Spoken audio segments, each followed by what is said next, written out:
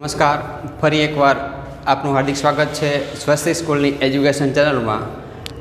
ધોરણ 12 વાણિજ્ય વ્યવસ્થા અને સંચાલન પાઠ પહેલો છે આપણો. સંચાલનનું સ્વરૂપ અને મહત્ત્વ. શું કહે છે? સંચાલનનું સ્વરૂપ અને મહત્ત્વ પહેલો પાઠ છે. એમાં અગાઉ આપણે જોયું હતું છેલ્લા વિડીયો લેક્ચરમાં કે સંચાલન એક વિજ્ઞાન અને કળા છે. તો આજનો આપણો નવો મુદ્દો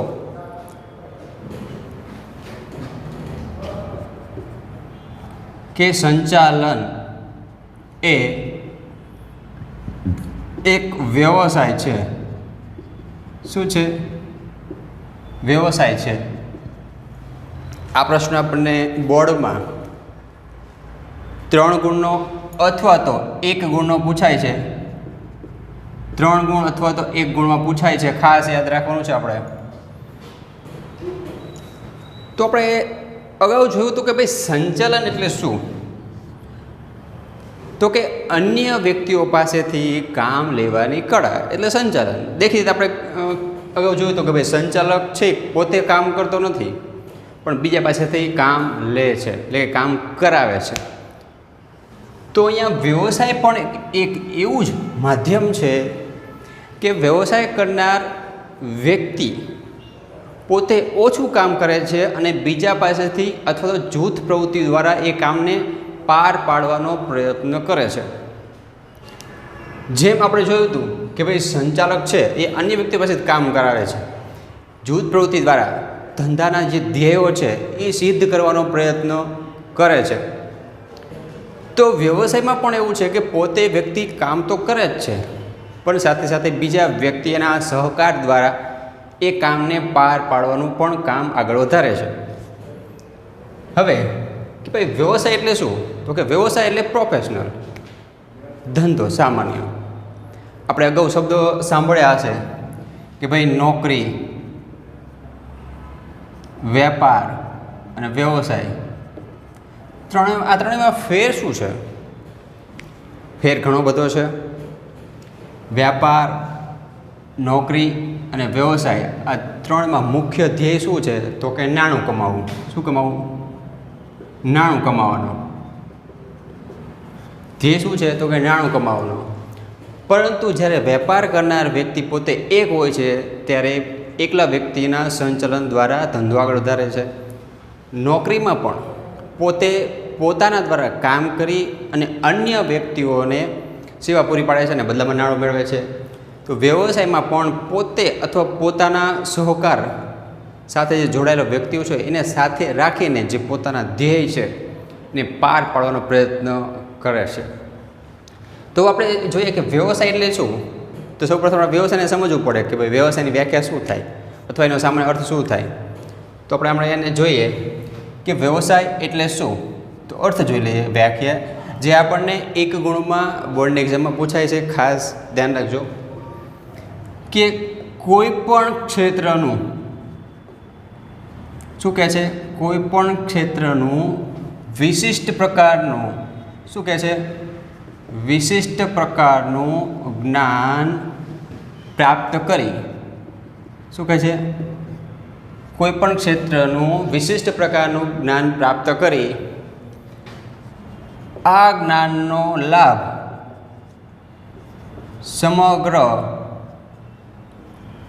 સમાજને આપી. શું કહે છે? કોઈ પણ ક્ષેત્રનું વિશિષ્ટ પ્રકારનું જ્ઞાન પ્રાપ્ત કરી આ જ્ઞાનનો લાભ, શું કહે છે? આ જ્ઞાનનો લાભ સમગ્ર સમાજને આપી બદલામાં, શું કહે છે? બદલામાં ફી વસૂલવામાં આવે. શું કહે છે? કોઈ પણ ક્ષેત્રનું વિશિષ્ટ પ્રકારનું જ્ઞાન પ્રાપ્ત કરી આ જ્ઞાનનો લાભ સમગ્ર સમાજને આપી બદલામાં સમાજ પાસેથી ફી વસૂલવામાં આવે તેને શું કહેવાય છે? તો કે વ્યવસાય. શું કહેવાય? વ્યવસાય.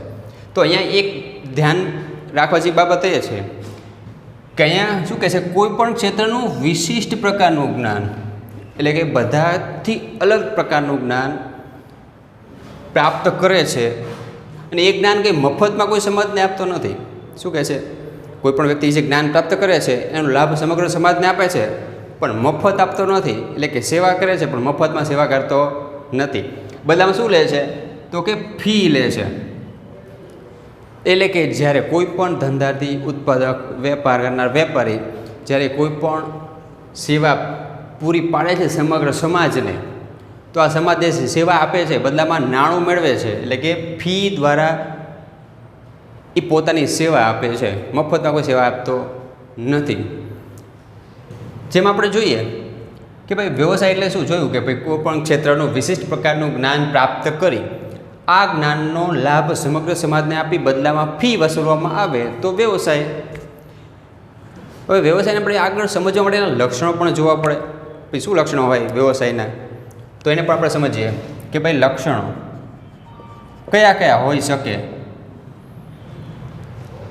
જેમ આપણે કોઈ પણ ડૉક્ટર પાસે જઈએ છીએ, ડૉક્ટર પાસે તો આપણને કહે છે ડૉક્ટર કે ભાઈ તમને તાવ આવ્યો છે, કે તમને શરદી થઈ ગઈ છે, ઉધરસ થઈ ગઈ છે, અથવા તો અન્ય કોઈ પણ બીમારી હોઈ શકે. તો સૌપ્રથમ એના લક્ષણો જોવામાં આવે છે. જેમ તાવ આવે તો એના લક્ષણો હોય છે કે ભાઈ શરદી થઈ ગઈ છે, ઉધરસ થઈ ગઈ છે, શરીર ગરમ થઈ ગયું છે, ખાવાનું ભાવતું નથી. તો આ શું થયું, તાવના લક્ષણો જોયા કે જેના ઉપરથી આપણે કહી શકીએ કે ભાઈ આ તાવ આવે છે તો એની દવા લેવી પડે.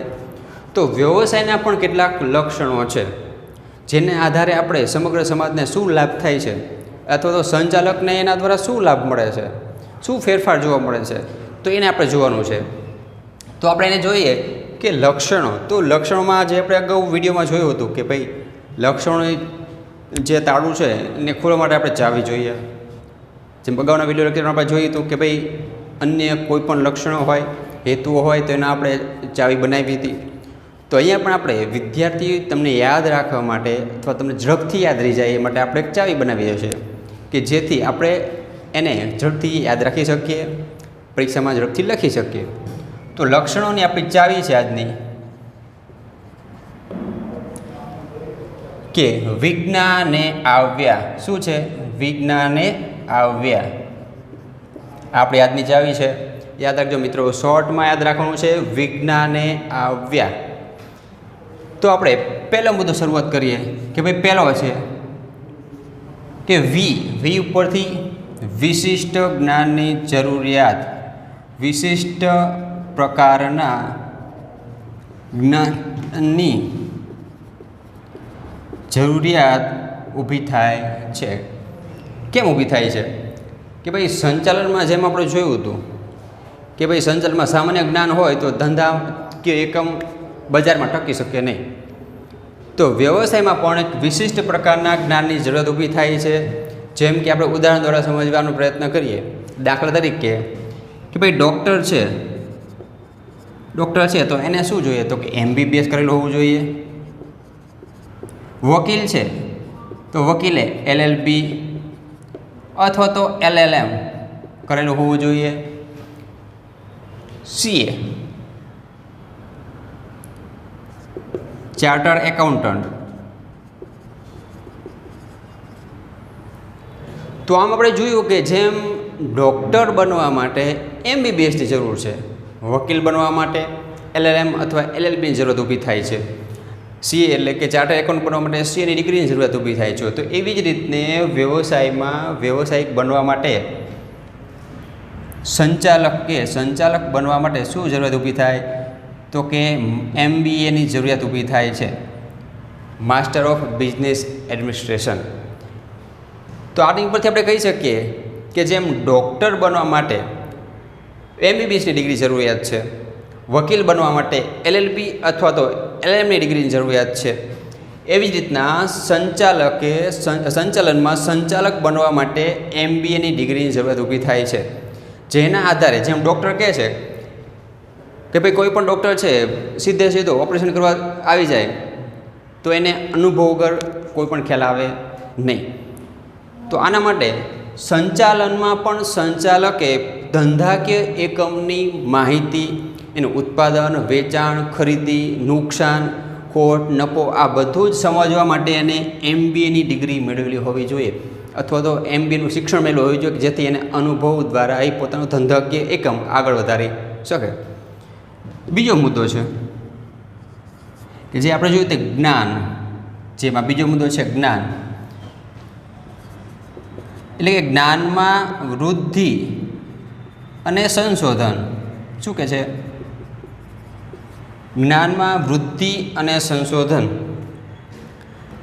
વ્યવસાયમાં જેમ આપણે જોયું હતું કે ભાઈ ડૉક્ટર બનવું હોય તો MBBS કરેલું હોવું જોઈએ અથવા MD કરેલું હોવું જોઈએ.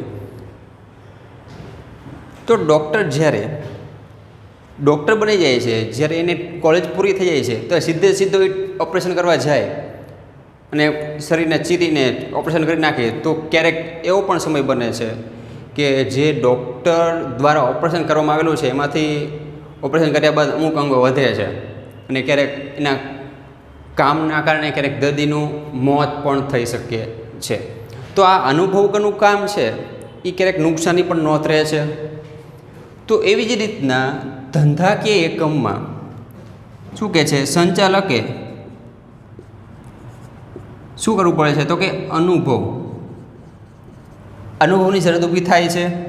બીજું, તાલીમનું મહત્ત્વ સમજવું પડે છે.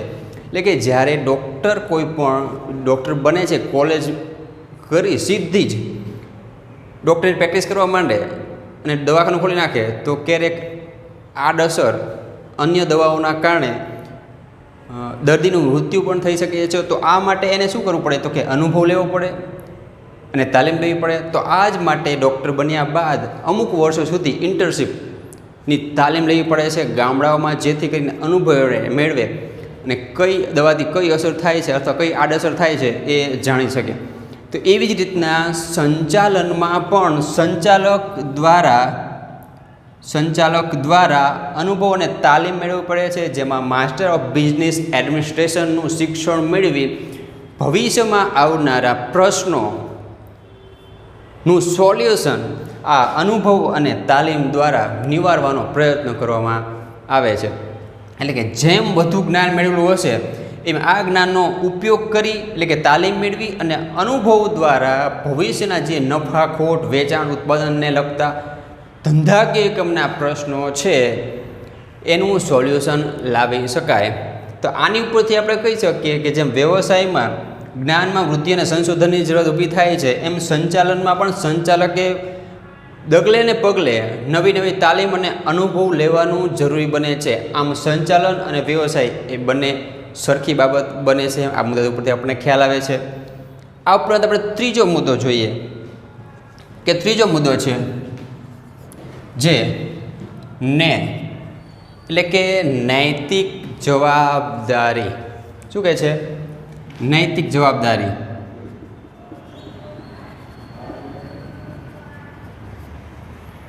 ધંધાકીય એકમમાં નૈતિક જવાબદારી મહત્ત્વનું માધ્યમ બને છે. એટલે કે કોઈ પણ ક્ષેત્ર હોય, ધંધાકીય ક્ષેત્ર હોય કે વ્યવસાયિક ક્ષેત્રોમાં હોય, એ મહત્ત્વની બાબત શું છે? તો કે નેતૃત્વ અથવા તો નિષ્ઠા. કોઈ પણ બાબત જ્યારે ધંધાકીય એકમની હોય કે વ્યવસાયને લગતી હોય ત્યારે નેતૃત્વ અથવા તો નિષ્ઠા એ મહત્ત્વનું માધ્યમ પુરવાર થાય છે. જેમ કે ડૉક્ટર હોય, શું કહે છે? ડૉક્ટર હોય તો આ ડૉક્ટરે પોતાના દર્દી પ્રત્યે, એટલે કે પોતાના પેશન્ટ પ્રત્યે નિષ્ઠા રાખવી પડે છે. શું રાખવું પડે છે? તો કે નિષ્ઠા રાખવી પડે છે. સૌ પ્રથમ એનો પહેલો ધ્યેય હોય છે કે સૌથી વધુ ઝડપથી દર્દી પોતાનો છે એ સાજો થઈ જાય, નહીં કે પૈસા લેવા. તો એનું કર્તવ્ય છે, નેતૃત્વ છે, જવાબદારી છે કે ભાઈ પહેલો પેશન્ટ છે એ સૌથી પહેલાં ઝડપથી સાજો થઈ જાય. એવી રીતના કોઈ પણ વકીલ છે તો વકીલની પણ જવાબદારી બને છે કે સામા પક્ષકાર અથવા તો અન્ય કોઈ પક્ષકાર છે એ પક્ષકારને પોતાના અસીલની, શું કહે છે? પોતાના અસીલની બાબતો છુપાવીને રાખવી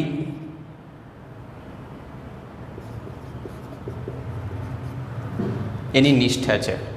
શું કહે છે? જ્યારે ડૉક્ટર છે એ પોતાના પેશન્ટ પ્રત્યે પોતાની જવાબદારી અદા કરવાની હોય છે, એટલે કે પહેલાં પેશન્ટને ધ્યાન આપવાનું હોય છે, પછી પૈસાનું ધ્યાન આપવાનું છે. એવી જ રીતના વકીલ જ્યારે કોઈ પણ કેસ લડતો હોય છે ત્યારે પોતાના અસીલની માહિતી અન્ય કોઈ પણ પક્ષકાર પાસે ન જાય એની ખાસ ધ્યાન રાખવાની હોય છે, અને એ બાબત એટલે કે છુપાડીને માહિતી રાખવાની હોય છે. તો એવી જ રીતના આપણે જોયું તો કે ભાઈ ગબ્બર ઇઝ બેક મૂવી, કે જેમાં એક ડૉક્ટર છે એ પોતાના માટે એટલે કે પોતાના માટે પૈસા કમાવા માટે એક દર્દીને 3 થી 4 દિવસ સુધી મૃત નથી એવું જાહેર કરીને એના કુટુંબ પાસેથી પૈસા પડાવે છે. શું કરે છે? પૈસા પડાવે છે. તો ડૉક્ટરની પહેલી જવાબદારી શું છે? તો કે પોતાના જે દર્દી છે એને સાજો કરવાની જવાબદારી, નહીં કે એની પાસેથી પૈસા પડાવવાની જવાબદારી. તો આમ નેતૃત્વ એ નિષ્ઠા એ વ્યવસાયની પ્રાથમિક બાબત છે. તો એવી જ રીતના આપણે જોઈએ કે આ તો થયું વ્યવસાયમાં કે ભાઈ ડૉક્ટર છે, વકીલ છે, ચાર્ટર્ડ એકાઉન્ટન્ટ છે, એ પોતાના અસીલની માહિતી છુપાવીને રાખે, અન્ય કોઈને એ શેર ન કરે માહિતી. તો એવી જ રીતના સંચાલનમાં પણ શું કહે છે? સંચાલનમાં પણ જ્યારે સંચાલક પોતાની પેઢી ઊભી કરે છે, ધંધાકીય એકમ ઊભી કરે છે, ત્યારે એની પાછળ અનેક ગ્રાહકો શું હોય છે? તો કે જ્યારે સંચાલક પોતાની પેઢી ઊભી કરે છે ત્યારે એની પાછળ ગ્રાહકો, શેર હોલ્ડરો, રોકાણકારો શું કહે છે કે સંચાલનમાં સંચાલક જ્યારે નવી ધંધાકીય પેઢી ઊભી કરે છે ત્યારે એની પાછળ લાખો કરોડો ગ્રાહકો જોડાયેલા હોય છે, શેર હોલ્ડરો જોડાયેલા હોય છે, અને રોકાણકારોની લાખો કરોડોની મૂડી એમાં રોકાયેલી હોય છે. તો સંચાલનમાં સંચાલકની પણ જવાબદારી બને છે કે પોતાના ધંધાકીય એકમની સારી બાબત કે ખરાબ બાબત પોતે જાહેર કરે, જેથી રોકાણકારોનો વિશ્વાસ વધારી શકાય અને નિષ્ઠા જાળવી શકાય. તો આપણે કહી શકીએ કે સંચાલન એક વ્યવસાય છે, તો એમાં નૈતિક જવાબદારી એ વ્યવસાયની અને સંચાલનની બંનેની મહત્ત્વની બાબત બને છે. તો આની ઉપરથી આપણે કહી શકીએ કે નૈતિક જવાબદારી શું થાય? તો કે શેર હોલ્ડરની મૂડી છે એને સાચવીને રાખવી જોઈએ. જે રોકાણકારો છે એના નાણાં એમને યોગ્ય નફા અથવા ડિવિડન્ડ દ્વારા પાછા પ્રાપ્ત થાય એની જવાબદારી બને છે. તો ક્યારેક રોકાણકારો અને શેર હોલ્ડરો ગ્રાહકોના ધ્યાનના જે હિતો છે એ હિતો ધંધાકીય એકમમાં જે સંચાલક છે એ જાળવી રાખતો નથી, તો ક્યારેક ખોટનું પણ પરિણામ ભોગવવું પડે છે. આજથી 10 વર્ષ પહેલાં સત્યમ કોમ્પ્યુટર નામની એક કંપની હતી, તો એને હજારો કરોડો ગ્રાહકોને શેર હોલ્ડરની મૂડી ડૂબાડી દીધી હતી પોતાના ધંધાકીય એકમના ખરાબ સંચાલનના પરિણામે. તો આપણે કહી શકીએ જે નૈતિક જવાબદારી છે એ દરેક એકમે નિભાવવી જોઈએ, એટલે કે સંચાલકની જવાબદારી બને છે કે ગ્રાહકોના પૈસા ખોટમાં ન જાય અથવા તો નુકસાન ન જાય. તો આમ નૈતિક જવાબદારી એ સંચાલન અને વ્યવસાય એ બંનેની બાબત સેમ બને છે. ચોથો મુદ્દો આપણો છે જે અહીંયા જોવાનું છે કે એટલે કે આચાર સંહિતા. શું કહે છે? આચાર સંહિતા.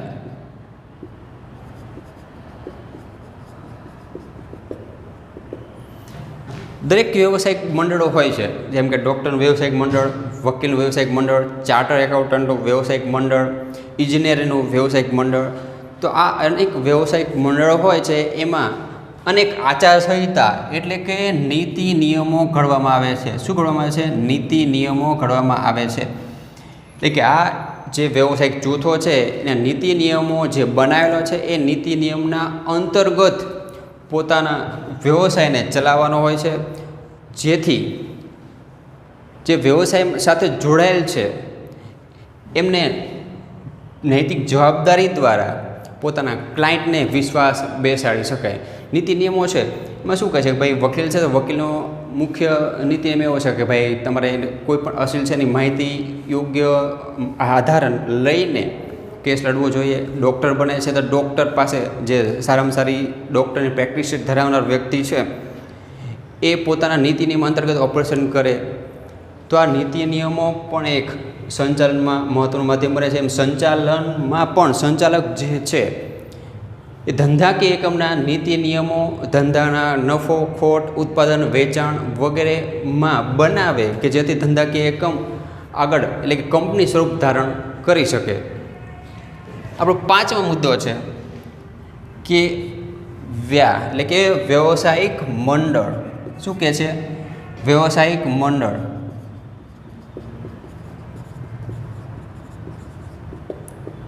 વ્યવસાયિક મંડળો. વ્યવસાયિક મંડળો એટલે શું કે જે પણ દેશની અંદર અથવા વિશ્વની અંદર જે પણ કોઈ સેવા આપે છે એને વ્યવસાયિક મંડળ કહેવાય અને બદલામાં ફી વસૂલવામાં આવે છે. દાખલા તરીકે વકીલ છે, પોતાની સેવા આપે છે સમાજને, બદલામાં ફી વસૂલ કરે છે. એવી જ રીતના ડૉક્ટર પોતાની પ્રેક્ટિસ દ્વારા સેવા આપે છે અને બદલામાં ફી વસૂલ કરે છે. એવી રીતના ચાર્ટર્ડ એકાઉન્ટન્ટ એ પણ સેવા આપે છે, બદલામાં ફી વસૂલ કરે છે. તો આપણે જોઈ શકીએ કે ભાઈ વકીલ છે તો એનું વ્યવસાયિક મંડળ શું હોય છે? તો કે બાર કાઉન્સિલ ઓફ ઇન્ડિયા. શું કહે છે? બાર કાઉન્સિલ ઓફ ઇન્ડિયા.